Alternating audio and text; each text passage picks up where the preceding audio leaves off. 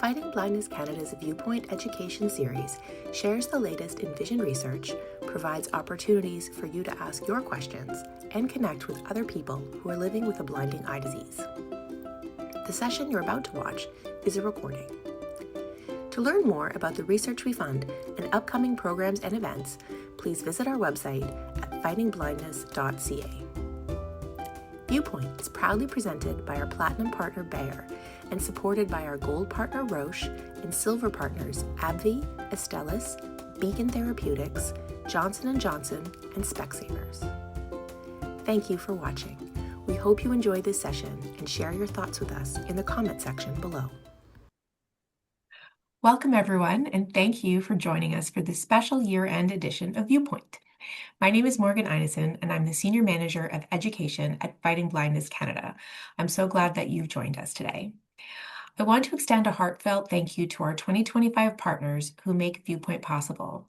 Our Platinum presenting partner Bayer, our Gold partner Roche, and our Silver partners AbbVie, Astellas, Beacon Therapeutics, Johnson Johnson and SpecSavers. It's hard to believe that 2025 is already coming to a close. In today's session, we're taking a look back at some of the most exciting discoveries, milestones, and education initiatives from FBC and the global eye research community. This session today is pre-recorded, so if anything sparks a question or comment, please reach out to us at education@fightingblindness.ca. We always love hearing from you. I'm joined today by Dr. Larissa Moniz, Fighting Blindness Canada's Director of Research and Mission Programs. Larissa, thank you so much for joining me today, and I'm really looking forward to this conversation. Yeah, nice to see you, Morgan. So Larissa, just to start us off, there's been a lot happening in the eye health field this year. What news stories or scientific breakthroughs have captured the most attention? I think one of the biggest news stories actually came out in the last month or so, which was a publication talking about a new retinal prosthesis. And this is a device that can help restore some sight. So in this study, researchers, they tested a really, really small electronic implant. It was called Prima, and it sits underneath the retina. And once the prosthesis is implanted, participants will wear these special glasses that have a camera on it that can capture an image. The glasses turn the image into a special light, infrared light, and that will stimulate the retinal prosthesis, which is an electronic chip. And then that will then sort of send a light signal through the rest of the retinal cells to the brain to create an image. And so this is really a potential opportunity for people who have really advanced vision loss. In this study, it was about 38 people, and they had advanced central vision loss. Specifically, they had geographic atrophy. And so that's a type of vision loss, a type of age-related macular degeneration, where you lose your central vision, so ability to see details, such as reading or ability to see faces. And in the study, after the implant, about 80% of people had what was considered meaningful improvements up to a year after surgery. So, for instance, many people could recognize letters or words or shapes that they hadn't been able to recognize before, which was amazing. Some, caveats to this is that the images themselves were relatively low resolution. So it wasn't exactly like getting back functional vision or the vision that maybe they had been used to having before. And they often needed a lot of time, up to months of specialized training, to be able to interpret the light signals they were getting as these words or these images. But I think overall what this shows is this was a really important early study. It shows that retinal prostheses can restore some vision, even when there has been a lot of retinal degeneration. And I think it really opens the door for testing this out in other types of vision loss and even accelerating development of next generation implants, which might have higher resolution, less training needs, and sort of broader usability. So I think a really major step forward and sort of a really exciting in the space. And Morgan, I know that a webinar that we had, I think it was in September, we had Dr. Daniel Palanker from Stanford University who helped invent this device. He was on one of our Viewpoint webinars about the bionic eye and retinal prostheses. So if anybody thinks this is really interesting, highly recommend they go check out that webinar to hear more. A few other things that I thought were really interesting this year. first of all, again, in the geographic atrophy space, there is a potential new drug that is coming through the review process in Canada. So this would be a drug for, again, that advanced form of dry age-related macular degeneration. Currently in Canada, we don't have any drugs approved yet. And so the first, what could be the first drug is going through Canada's drug agency right now. And Fighting Blindness Canada put in a submission that was sharing the patient experience and their needs for new drugs. So hoping that we have some positive news, if not this year, early in the new year for this area, because there's really high need for geographic atrophy. In terms of inherited retinal diseases, which I'm sure a lot of our community members want to hear about, I'm not going to touch on any specific trial. I just want to say that there are so many different trials this year. I know, Morgan, you did an update of our clinical trials page recently, and I was looking at it, and we have dozens of trials listed.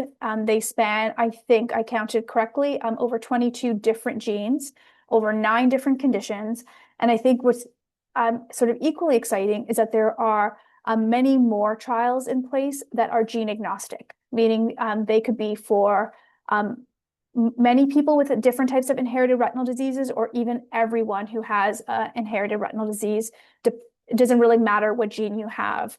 That's gene therapies, optogenetics, drugs, stem cells. So I think really, really exciting. And I know that I feel excited when I get to talk about these trials, and I know that people feel really hopeful. There's always a little bit, as everybody knows, that trials are really just the first step towards a new treatment, and they are still experiments. So we don't know yet if the treatment will work or necessarily who the treatments will help. And I know many early studies don't always end up making it to the final treatment, which can be really disappointing. But what is keeping me really optimistic is the vast number of clinical trials underway. I think having so many groups that are tackling vision loss from many different angles, it really increases the chances that something meaningful and effective and safe is going to succeed.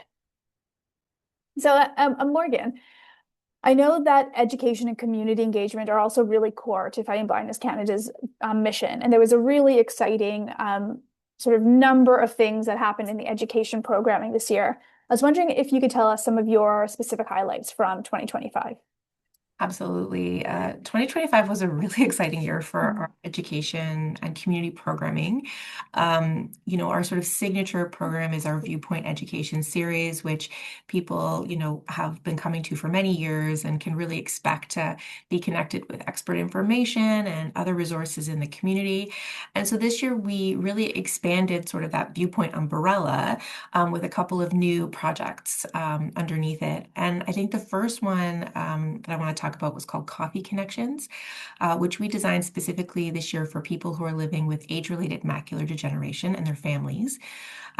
These events were small and in-person sessions that gave people the chance to ask questions directly to a retinal specialist, which we know is so important because we don't often get as much time at those doctor's appointments as we would like. But they also, I think, really importantly created a space for something that's just as important, which is peer connection. And we heard over and over again how meaningful it was to sit with others who, quote unquote, get it, and have time for a real conversation. We also launched some webinars that we were calling IRD Spotlight webinars.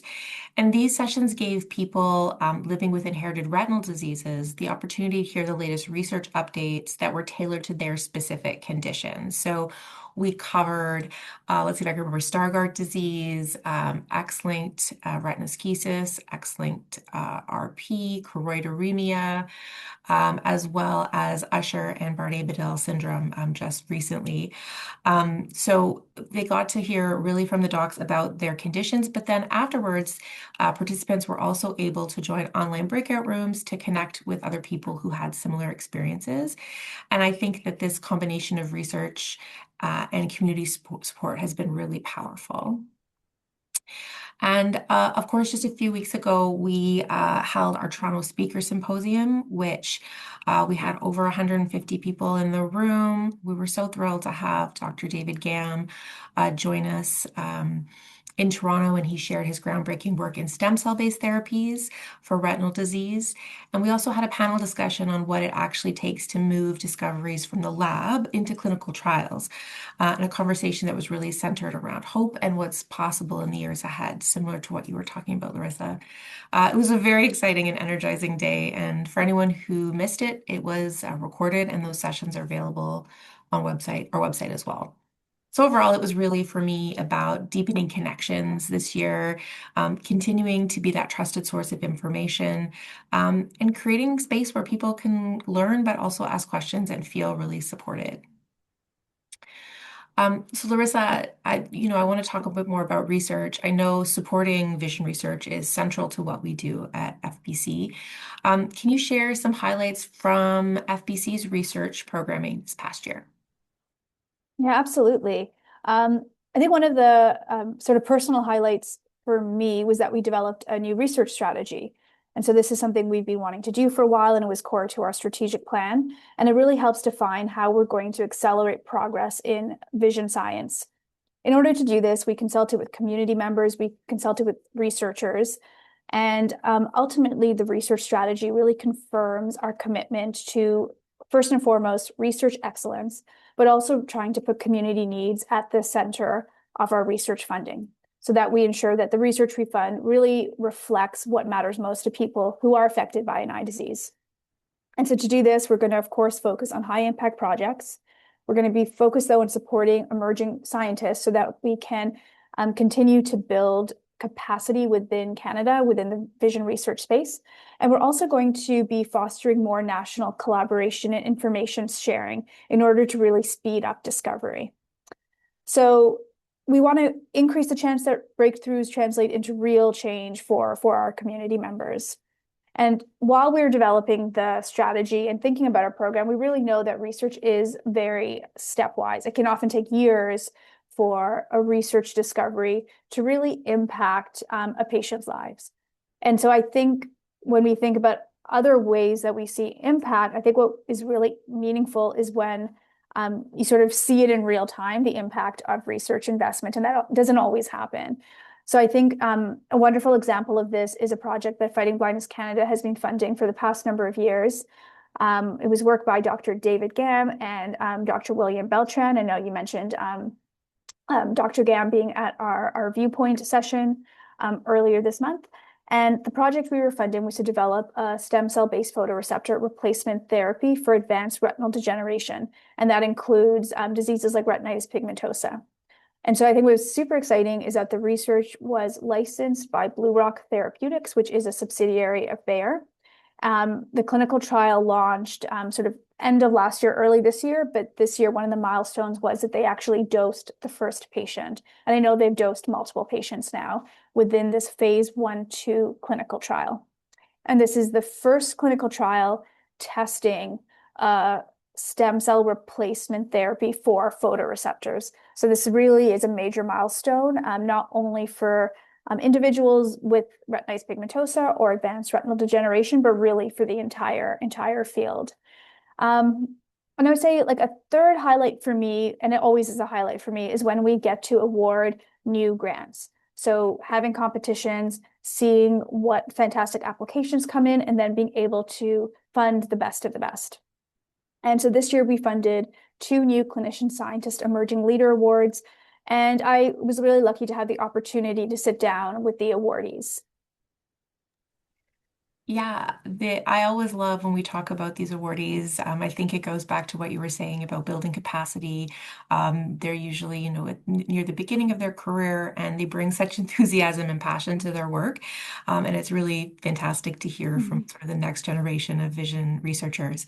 So I'll play the recording of your interview with them now. So today I'm going to be having a conversation with 2 exceptional winners of this year's Fighting Blindness Canada Clinician Scientist Emerging Leader Award, Dr. Anne Shenglan Nguyen and Dr. Leah Huo. And I'm going to learn more about what motivates them in their career and about their research projects. Since 2016, Fighting Blindness Canada has invested in clinician scientists to support ophthalmologists and optometrists in training, helping them to incorporate research into their careers. Before we get started, I want to share a little bit more about Dr. Wien and Dr. Huo. Dr. Anne Wien is undertaking a residency in ophthalmology at the University of Toronto and is also a PhD student at Oxford University, supported by the Rhodes Scholarship, Kennedy Trust Prize Studentship, and CIHR Doctoral Award. Her research focuses on uncovering the immune mechanisms of thyroid eye disease to advance new therapies. And Dr. Huo is an MD PhD candidate at the University of Toronto. She has recently completed her doctoral training in biomedical engineering, focused on developing a slow-release biomaterial system for sustained delivery of vision-preserving proteins in retinal degeneration. So welcome both. To begin, I'm going to start with Anne, asking a little bit about your career journey and motivation. So Anne, what led you to pursue both clinical practice and research? And in your experience, how do these two roles influence one another in their work? Thank you so much for having me and for the question. I've always believed that caring for patients and uncovering the science behind their disease goes hand in hand. And so in the clinic and the operating room, I really see the lives affected. And in research, I try to ask the why and the how. And together, this drives me to translate insights from the bench into better care and to bring patient-driven questions to the lab as well. Thank you very much. And can you give an example of something that maybe you have learned from one of your patients, or maybe even learned from another one of your clinicians that changed the way you thought about your research question? Yeah, an early example, for example, yes, an early example of why I decided to go into ophthalmology was actually shadowing a doctor that was operating on a homeless lady, and it was cataract surgery. And within 15 minutes, this patient was able to see again, and it drastically changed their quality of life. And so that's why my early research really focused on access to care for these populations. And so that's an example of how I translated something that I saw in the operating room to research. And same thing, I used to investigate uveal melanoma, and it was actually after shadowing an ophthalmologist and a pathologist and seeing uveal melanoma at the slit lamp that drew me to look into the molecular aspects of it. Thank you so much. Leah, I want to sort of get your perspective on a similar question. Was there a defining moment or experience that shaped your interest in pursuing vision science? Yeah, so I think I've always really been fascinated by vision. It's just amazing how it shapes sort of the way we perceive and also experience the world. And really, my interest in ophthalmology didn't become personal until my dad actually experienced vision changes. And so he noticed sort of things looking distorted and warped. And so he was eventually diagnosed with patchy choroid neovasculopathy.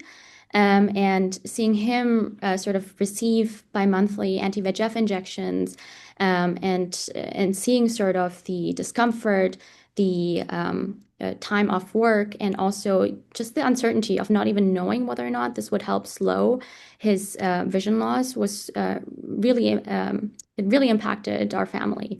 And he told me, he was saying that out of all the senses, the thought of losing his vision really scared him the most. And that left a huge impact on me. And so I actually went back to my PhD supervisor, Professor Molly Scheukit here at the University of Toronto.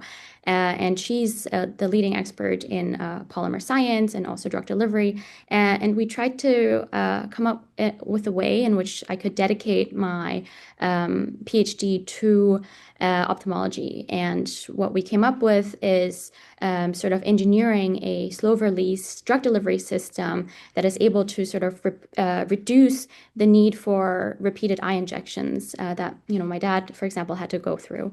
And what that meant was looking at hydrogels. So there are these like soft jello-like materials that we could inject into the eye that would then slowly release medication over months instead of being cleared by the eye within days. And I think that sort of motivation, that translational motivation behind bringing something that we were looking at in the lab to something that could help patients potentially with vision loss was really something that brought meaning to my PhD. Thank you. I think those are actually really both powerful examples of how your personal experience has impacted your research in a way that I think we don't always see. I know personally, when I was doing my PhD, I didn't have such a personal connection to my project, and I can imagine it brings so much more sort of clarity, but also focus to your work when you're able to sort of call on those personal experiences as well. Leah, I want to follow up on, you started talking about your research project. I was wondering if you could tell us a little bit more about what you're trying to, what the focus is, what you're trying to answer, and also the fact that you drew parallels from your dad's experience to your current project. Do you see a broader impact of your work beyond the current disease focus?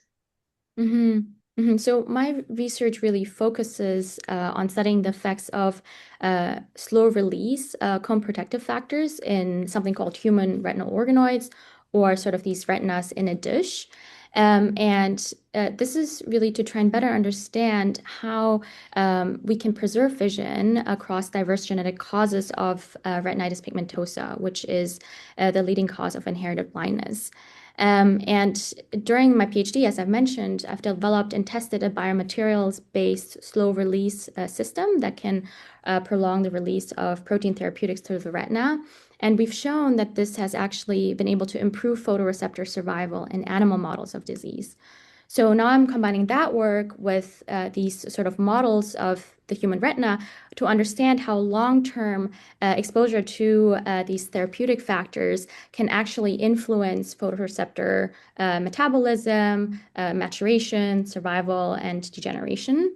And so ultimately, I hope that this research will lead to treatments for vision loss that will reduce sort of the healthcare burden, and also the personal toll that I've seen patients, including my dad, experience with sort of these repeated eye injections. So my goal really is to contribute to the development of treatment options that preserve vision with fewer clinic visits, hopefully, and provide a more universal therapy for patients with retinitis pigmentosa, regardless of their genetic mutation. One follow-up about that. So right now, as you know, as many of our community members know, there are almost no treatments for retinitis pigmentosa or other inherited retinal diseases. Like there's one approved gene therapy. So in terms of the specific therapy that you're helping develop along with the slow release component, did the slow release component improve how effective the therapy was?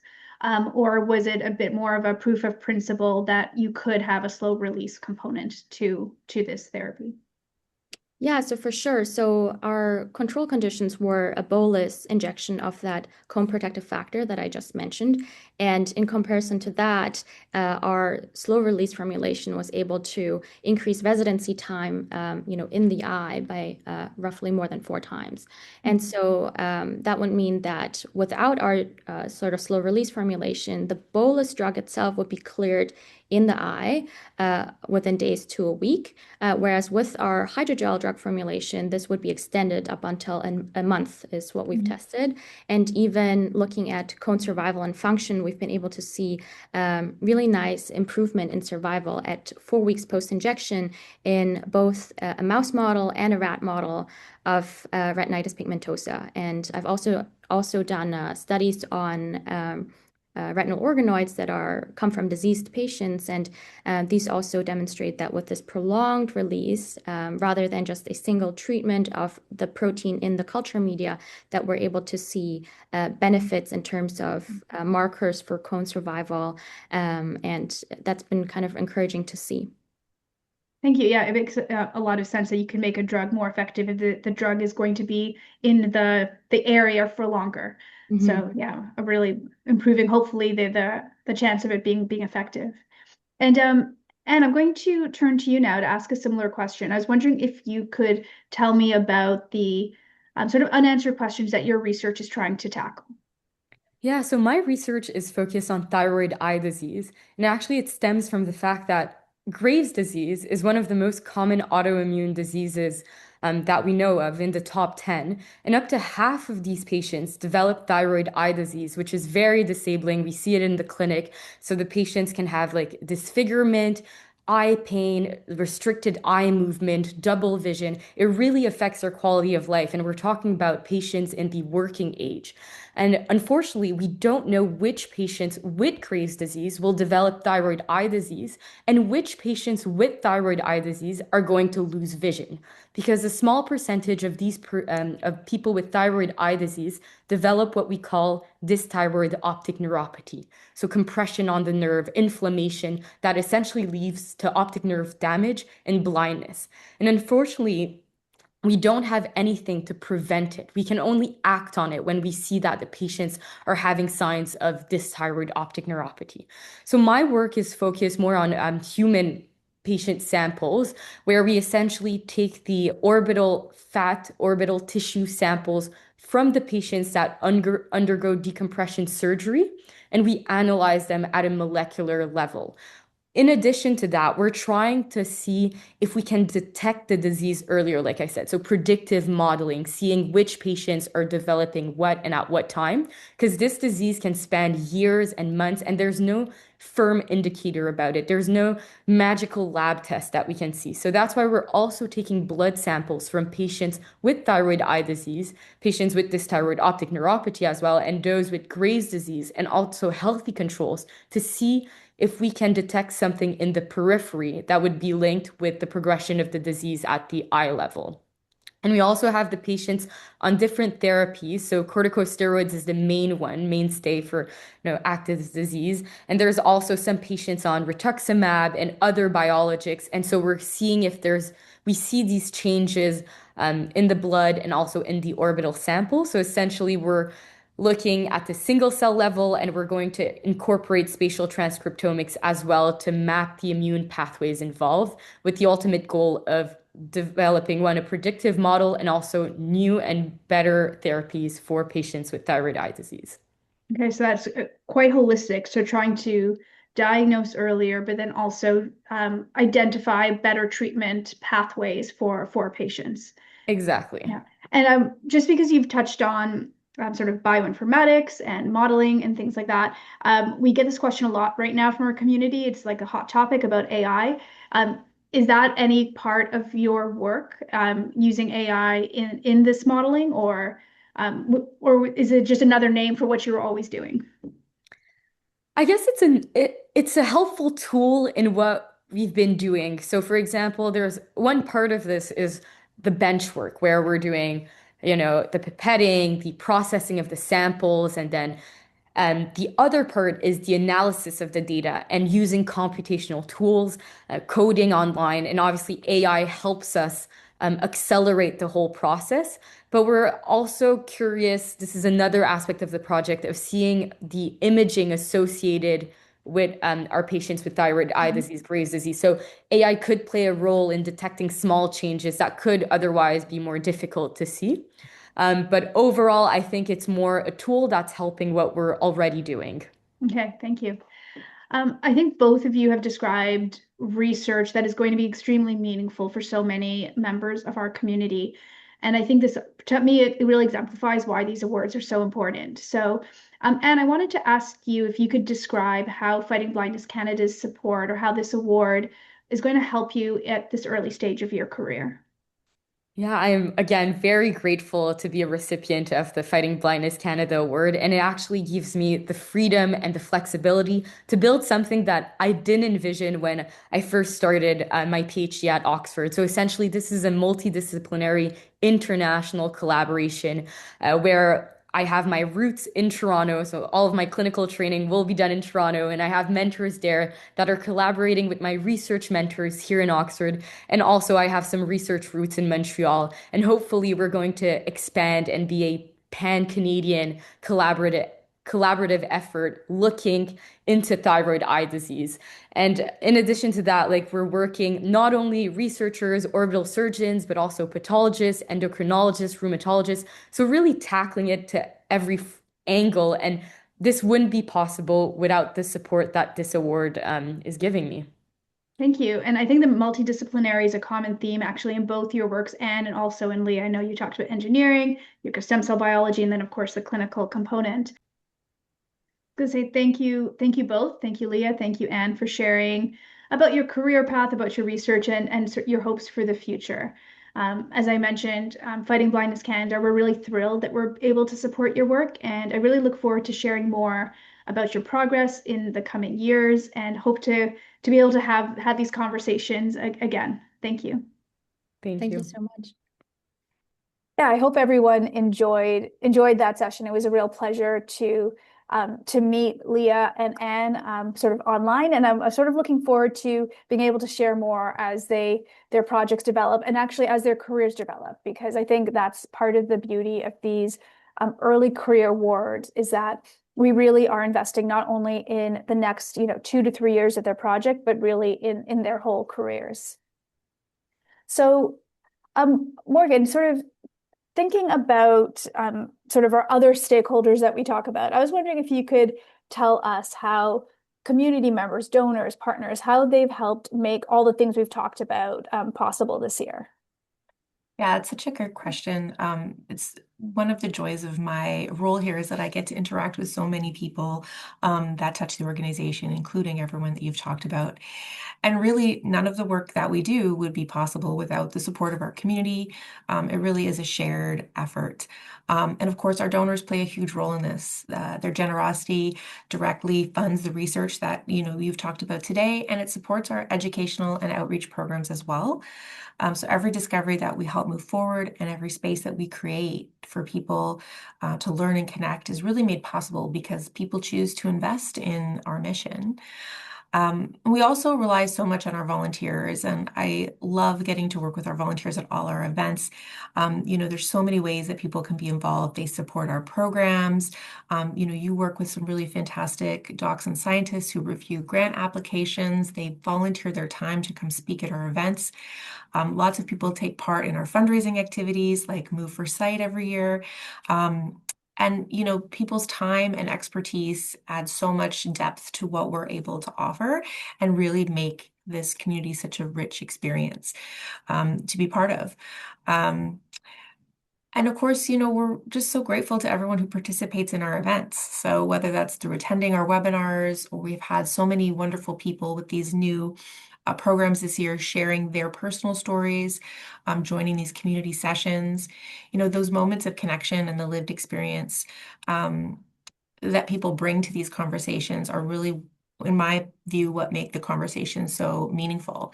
So, when we look at everything that we've achieved at the end of the year, it really comes from a combination of that donor support, volunteer effort, and, the willingness of our community to show up, share, and engage with one another.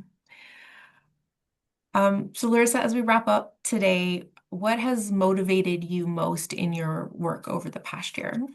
I think it's sort of a perfect segue from what you were saying is, I think first and foremost is the community that motivates me. So when I am able to get to in-person events, or I am part of a webinar and hearing stories from our community, hearing the questions and interests they have in learning more, but also seeing the enthusiasm of our volunteers. I think this year in particular, we had more events than we've had for the past few years. And it's, I think, really wonderful to see the number of people who are interested in coming out and learning, seeing the number of people who are interested in coming out and supporting as well.